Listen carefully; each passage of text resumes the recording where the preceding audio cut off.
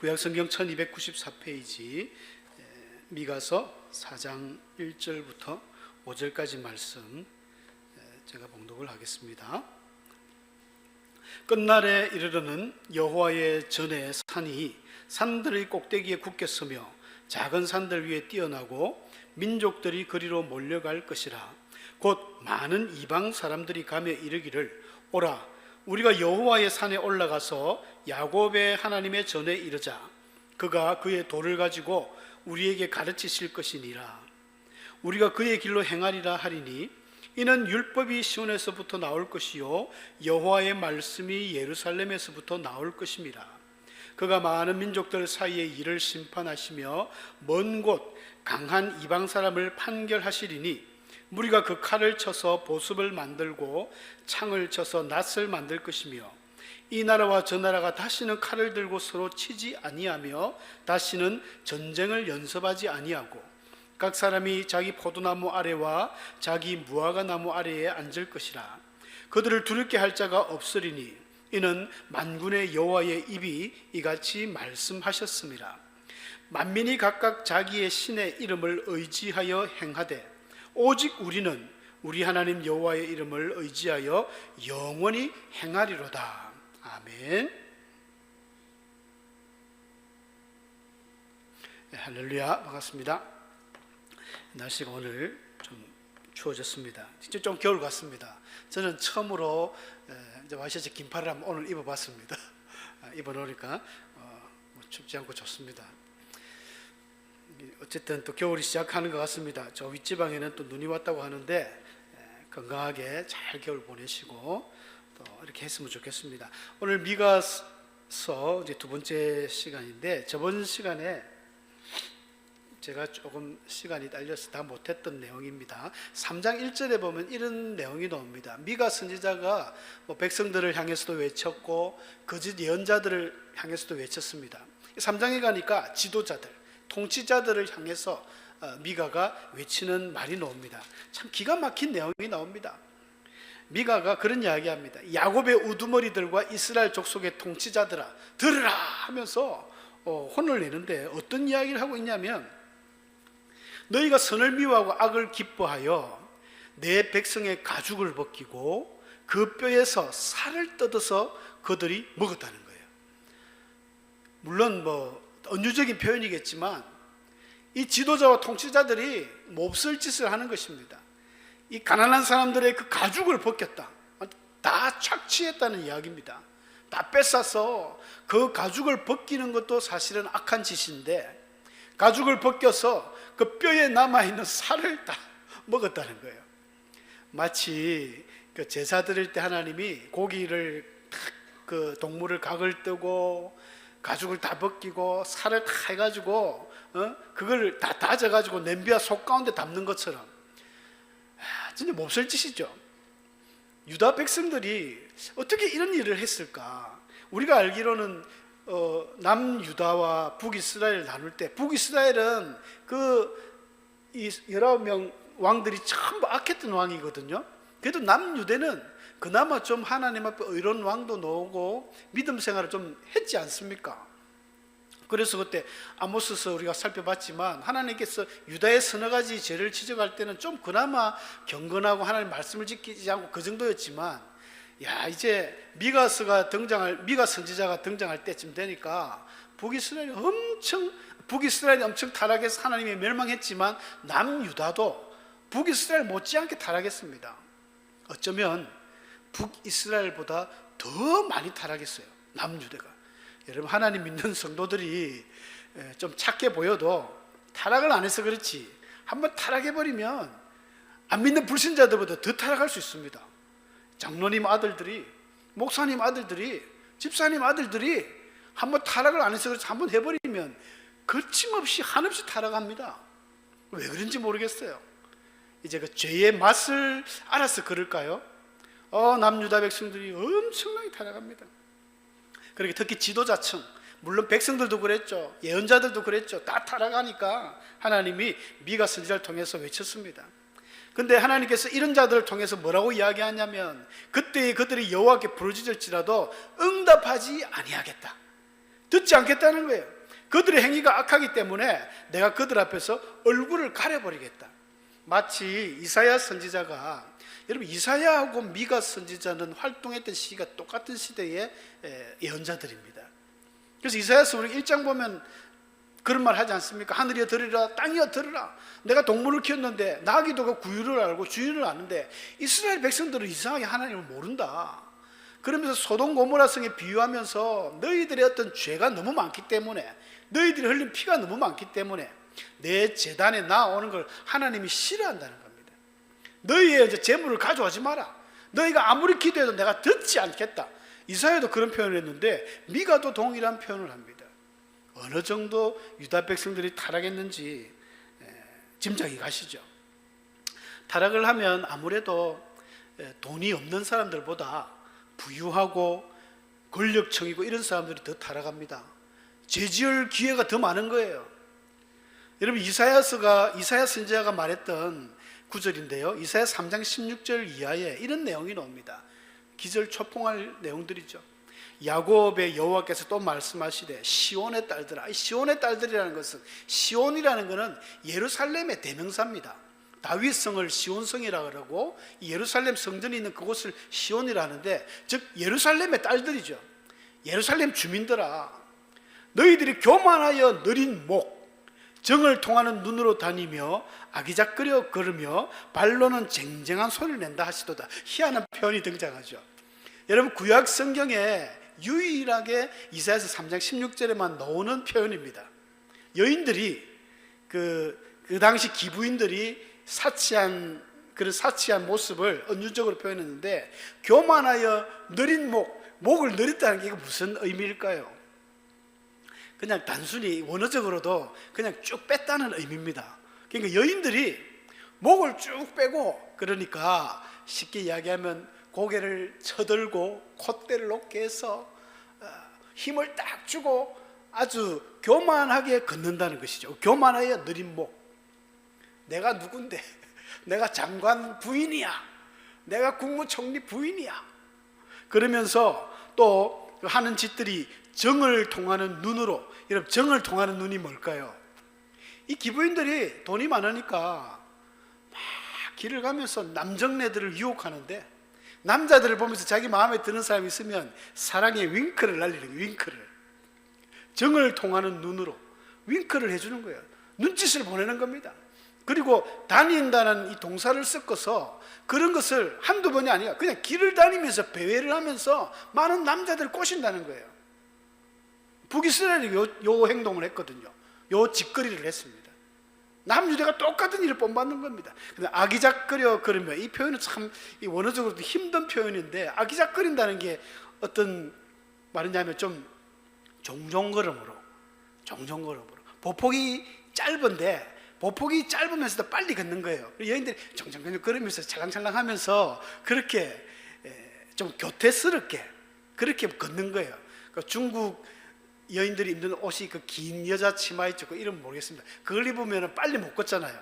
빨리 못 걷는 대신에 빨리 걸으려고 팍 하면 종종 걸으는 아기작거리며, 발로는 쟁쟁한 소리를 낸다. 이게 또 무슨 소리냐면요, 발에서 무슨 쟁쟁한 소리가 날까?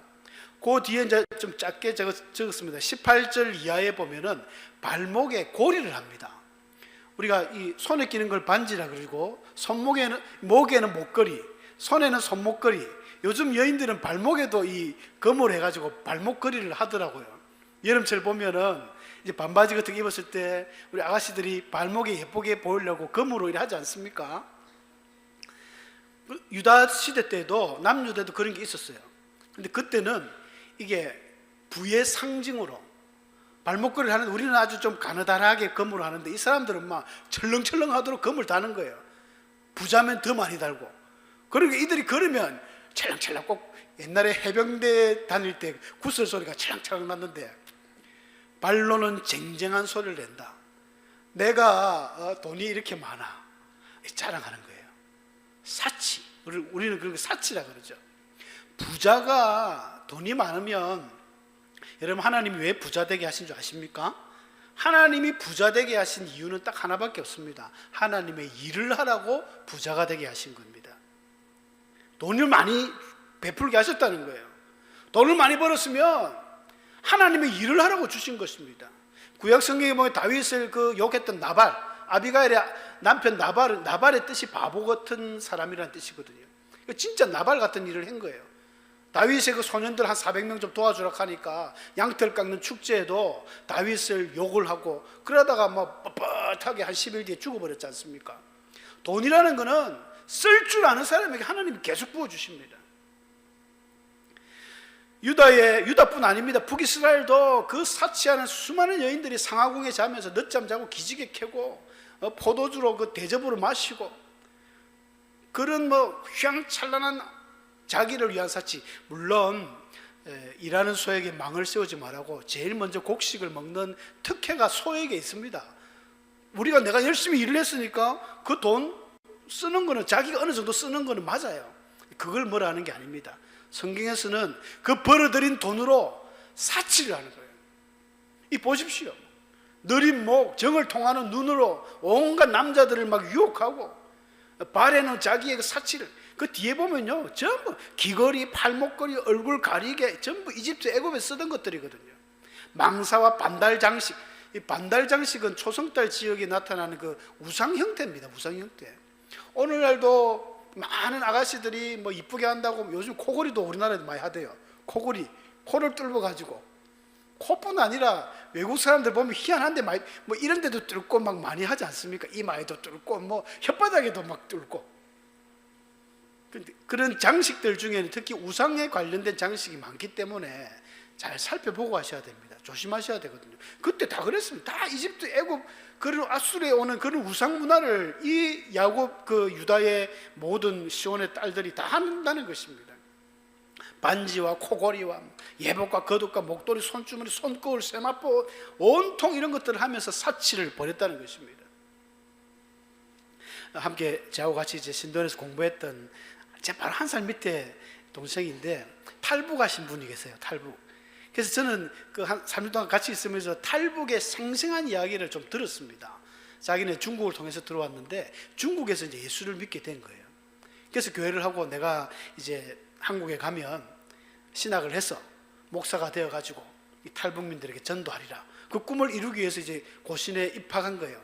하필 고신에 와가지고 합동이나 이런 데 갔으면 수월했을 텐데 여러분 고신 또 우리가 공부를 빡시게 시키거든요. 저는 하나님 은혜로 한 3년 만에 졸업했지만은 이분은 한 6년 만에 졸업을 했습니다. 졸업을 안 시켜줘요. 그냥 나이도 많고 그냥 좀 해주면 좋은데 그 히브리어 교수님 완전 FM입니다. 지금은 우리 신대원 원장님이신데 기동윤 교수님이라고 안 해주는 거예요. 그분 때문에 졸업을 굉장히 늦게 했습니다. 그래서 지금 아직 안수도 못 받고 강도사인데 이제 다음 주인가 개척 설립 예배한다고 딱 문자가 왔길래 저도 그럼 헌금을 조금 했습니다. 하는데 하는 이야기가 제보고 형님 하는데 형님 희한한 일이 있습니다 하면서 자기가 개척을 이렇게 하는 걸 알렸는데 자기는 생전 듣도 보도 못한 사람인데 자기 통장에 동그라미가 억수로 많이 들어와가지고 놀랬다는 거예요. 자기가 동그라미 세는 게 약한데 몇 번을 셀리봤답니다. 500만 원이 들어요. 500만 원. 포도원교회 권사님이랍니다. 자기가 이제 개척 그 어떤 훈련하는 과정에서 한번 뭐 인사는 했던 것 같은데 생전 뭐 어떤 안면도 없는데 500만 원을 헌금을 한 거예요. 그래서 제가 그랬습니다. 그분은 참 돈 쓸 줄 아는 분이다. 돈은 그래 쓰는 거다. 하나님이 몇십 배로 더 부어주실 거다. 이런 이야기 했습니다.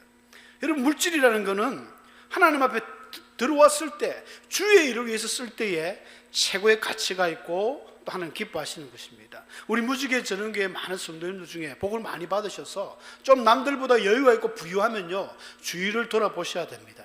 나보다 어려운 사람이 없는가. 똑같은 하나님의 성정을 가진 고아와 가부와 객들을 하나님이 돌아보라 했지 않습니까?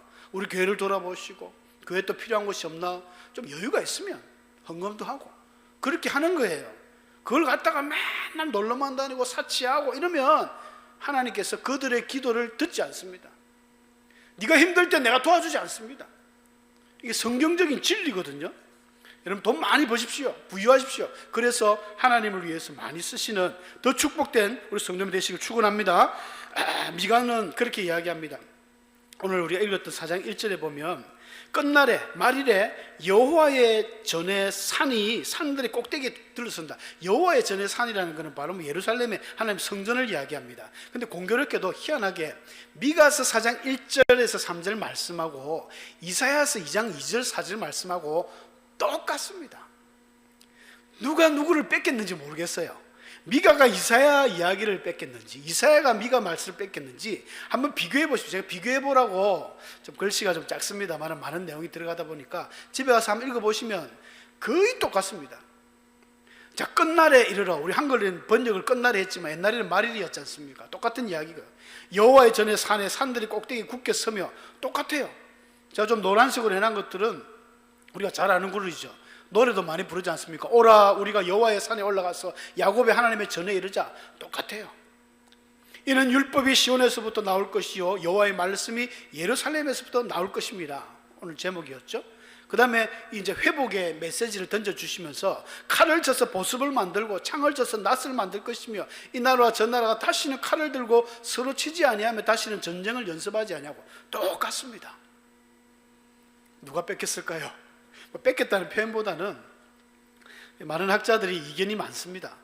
어떤 똑같은 내용을 보고 했을 것이다. 이제 보통은 이제 되게 많은 사람들이 미가가 이사야가 미가의 말을 옮겼다라고 본답니다. 왜냐하면 이사야 선지자는 왕궁의 왕족 출신이거든요. 이사야는 왕궁을 출입하면서 예언을 했던 좀 고급 예언자입니다.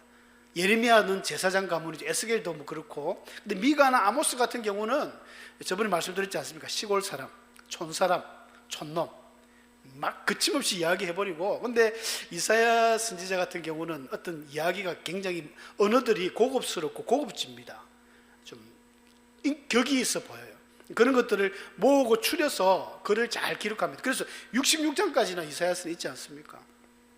그러다 보니까 이사야서에 나오는 많은 구절, 아까 3장 16절 같은 경우도 이런 유다에 대한 책망을 하고 이런 것들이 너무 장수가 기니까 중간중간에 흩어져 있습니다. 근데 미가서 같은 경우는 몇 장 안 되니까 압축을 해서 책망하는 내용이 나오고 그래서 다를 뿐이지 거의 다 똑같은 이야기들이죠. 자, 미가가 오늘 본문에서 던지는 요지가 뭐냐면요, 모든 것이 여호와의 산 예루살렘을 중심으로 시작된다는 것입니다. 그래서 우리가 흔히 오리엔테이션, 우리 대학생들이 처음 학교 가면 신입생 오리엔테이션을 합니다. 어떤 큰 대기업 회사에 입사를 해도 오리엔테이션을 합니다. 이 오리엔테이션이 뭐냐면은 이제 앞으로 너희들이 어떻게 할 것을 방향을 이야기해 줍니다. 그리고 뭐 이쪽에는 식당이 있고 이쪽에는 또 무슨 공부하는 데가 있고 도서관이 있고 다 가르쳐 주는 게 오리엔테이션이거든요. 흔히 줄여서 OT라지 않습니까? OT. 근데 이 오리엔테이션이 어디서 온 단어냐면 오리엔트라는 단어에서 왔습니다. 오리엔트라는 말은 이 동쪽을 말하거든요. 동방. 영어로 이스트, 웨스트 할 때 이스트 이전에 사용했던 단어들이 오리엔트입니다. 동쪽, 동방, 뭡니까? 예루살렘. 다니엘이 포로로 바벨론에 잡혀갔을 때 동쪽을 향하여 문을 열어놓고 하루에 3번씩 기도했지 않습니까? 오리엔트입니다. 그래서 유대인들은 어느 도시를 가더라도 교회를 지으면 항상 교회의 그 입구의 문을 동쪽으로, 오리엔트로 바라봅니다. 이게 유래가 돼가지고 이제 방향을 설정한다. 집을 지을 때나 무슨 할 때 항상 동쪽을 향해 이렇게 오리엔트를 중심으로 예루살렘을 향해서 짓거든요. 이게 이제 오리엔테이션이 됐다는 그런 어원이 있습니다. 모든 게 동쪽을 바라보고 예루살렘을 향해서 이게 중심이다. 오늘 미가도 모든 것들이 예루살렘에서 출발한다는 거예요. 율법이 시온이나 뭐 예루살렘이나 똑같은 뭐 의미로 보시면 됩니다. 시온성, 다윗이 여부수 족속을 무너뜨려 가지고 다윗성이라고도 하고 시온성이라고도 하는데 그 시온이 예루살렘이고 또 예루살렘도 그 성전이 있는 곳이니까 여호와의 성전에서 출발한다는 의미입니다. 자, 율법이나 말씀은 뭐 비슷한 의미겠지만 율법은 우리가 흔히 토라, 모세 오경을 말하고 좀 더 집약적으로 이야기하면 레위기서라든지 제사를 드릴 때 방법, 이것은 큰 의미로 하나님의 백성들이 어떻게 하면 거룩한 삶을 살아갈 수 있는지를 가르쳐 주는 것이 율법입니다. 말씀은 바로 하나님 말씀이죠. 하나님께서 하신 말씀. 어떻게 하면 하나님의 백성들이 구원받을 수 있는지, 어떻게 하면 하나님의 그 인도함을 받는지, 이게 직접적인 하나님의 말씀입니다. 자, 율법과 말씀이 어디서부터 나오겠습니까? 바로 하나님의 성전, 교회로부터 나오는 거예요. 그리고 주일마다 말씀 듣지 않습니까? 설교 듣지 않습니까? 이 가운데 하나님의 말씀이 살아 움직이는 것입니다. 그러나 실제적으로 유대인들에게 있어서 이 예루살렘이 오리엔트가 되고 중심이 되었던 것은 그들만의 세계였습니다. 전 세계가 몰랐죠. 그런데 오늘 본문의 말씀 보면 온 작은 산들이, 민족들이 거리로 몰려가고 수많은 이방 사람들이 하나님의 전에 일러가자, 글로 가자, 율법이 거기서 나온다, 말씀이 예루살렘에서 나온다 하면서 모이게 되는 것은 예수님 이후의 사건들입니다. 여러분, 예수님이 오신 이후로 이제 예루살렘은 단순히 유대인들만의 중심이 아니라 전 세계의 중심이 되었습니다. 오늘날도 그래서 예루살렘은 모든 시대의 이목을 받고 있습니다. 여러분, 예루살렘이 어떻게 되느냐? 여러분, 예루살렘이 망한다, 전쟁이 일어난다. 3차 대전입니다. 지구의 종말입니다. 아마겟돈 전쟁, 계시록에 나오는 그 마지막 전쟁이 근동 지역에서 나오는 걸로 기록되어 있지 않습니까? 예루살렘을 집중하셔야 됩니다. 예루살렘에 지금 수시로 하마스하고 전쟁이 일어나고 이런 것들이 우리가 예사로 봐서는 안 되고, 만약에 여기서 큰 전쟁이 터져버리면 이제 종말의 때가 진짜 다가왔구나, 그렇게 생각해야 되는 거예요. 모든 것들이 예루살렘 중심을 우리가 버릴 수는 안 됩니다. 하나님이 첫 출발을 또 유대인들, 하나님의 택한 선민 이스라엘 백성들과 시작했기 때문에 그걸 무시할 수 없어요. 우리는 다 이방인들입니다. 예수님 때문에 우리는 양자가 되었잖아요. 아버지라 부르지만 본토인들은 우리가 잘 살펴봐야 됩니다. 아직 그들이 예수님을 모르기 때문에 참 불행한 자들이지만 무시할 수 없습니다. 잘 지켜보셔야 돼요. 하나님께서는 저번에도 한 말씀 드렸습니다. 아모스 할 때인가, 모든 예언자들의 어떤 루틴이 있는데 첫 번째 죄를 책망합니다. 두 번째는 권면하죠. 너희 그러니까 안 돼, 그러면 안 돼, 돌아와. 그럼 세 번째는 많이 혼을 냈으니까 위로를 합니다. 위로를 하고 마지막에는 소망을 주죠. 그러니까 너희들 돌아오면 하나님이 이렇게 하실 거야. 미가도 동일합니다. 이 4장부터는 회복의 메시지를 주시는 겁니다. 앞에 1장부터 3장까지는 엄청 혼을 내었죠. 책망을 했습니다. 너희들 그렇게 되느냐? 지도자들, 백성들 그 타락한 모습을 엄청 책망하다가 오늘 본문에는 그렇게 이야기합니다. 3절에 보니까 많은 민족들 사이에 이를 심판하시고 그 이방 사람들 하나님이 다 판결해 버린다, 다 물리친다. 그래놓고 그들이 이제 그 칼을 쳐서 보습을 만들고 창을 쳐서 낫을 만든다. 이게 무슨 말입니까? 전쟁에 쓰였던 수많은 그 전쟁의 쇠들을 다 녹여서 농기구로 만든다는 거예요. 평화죠, 평화. 더 이상 전쟁이 없다. 아까 본문에 보니까 3절 끝에 보면 다시는 전쟁을 연습하지 않는다 했는데, 여러분, 우리나라 20세, 19세 청년들이 다 군대 갑니다. 군대 왜 갑니까? 전쟁 연습하러 가는 거죠. 일어날지 아니할지도 모르는 전쟁을 연습하고 준비하러 갑니다. 이제 하나님께서 이 말씀하신 마지막 때 말일 끝날에는 그렇게 할 필요가 없다는 거예요. 평화가 온다, 평화. 4절에도 각 사람이 자기 포도나무 아래와 자기 무화과나무 아래에 앉을 것이다. 이 표현은요, 포도나무나 무화과는 이스라엘을 대표하는 평화와 번영을 나타냅니다.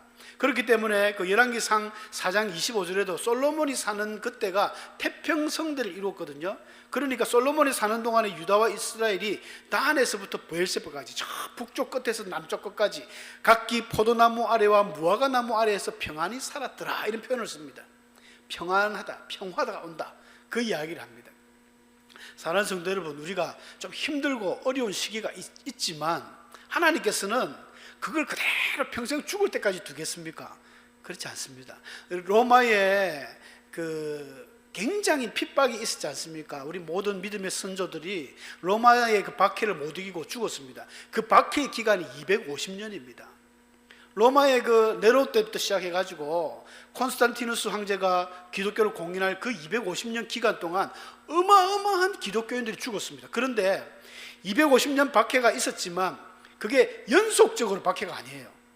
중간중간에 또 이 숨을 쉴 수 있도록 데오도시우스 황제 같은 경우는 기독교를 나중에 뭐 공인했지만 뒤에 왕이네요. 중간중간 조금 유한 왕들이 나왔을 때는 숨을 쉬었습니다. 우리도 마찬가지지 않습니까? 힘들고 어려운 일들을 계속 가면 못 이깁니다. 하나님이 숨통을 열어주세요. 그리고 이 마지막 날에는 이런 놀라운 평화를 우리에게 주신다고 하나님이 약속하셨습니다. 그 5절 말씀 우리 다 같이 한번 읽고, 자, 5절을 안 해놨죠. 5절 말씀 한번 읽고 마치겠습니다. 맨 끝에 잠시만요. 예, 여기 넣어줘. 5절 다 같이 5절입니다. 시작. 만민이 각각 자기의 신의 이름을 의지하여 행하되 오직 우리는 우리 하나님 여호와의 이름을 의지하여 영원히 행하리로다 하시더라. 예, 맞습니다. 우리는 세상 모든 사람들은 자신의 믿는 신을 의지하고 그 신을 따라가지만 우리는 하나님의 이름, 그 여호와의 이름을 의지하여 영원히 행하는 그런 복된 사람이 되어야 됩니다. 그렇게 할 때에 하나님이 이런 놀라운 평화와 평안을 주시는 것입니다. 믿음으로 승리하는 우리 주 예수 늘 되시기를 축원합니다.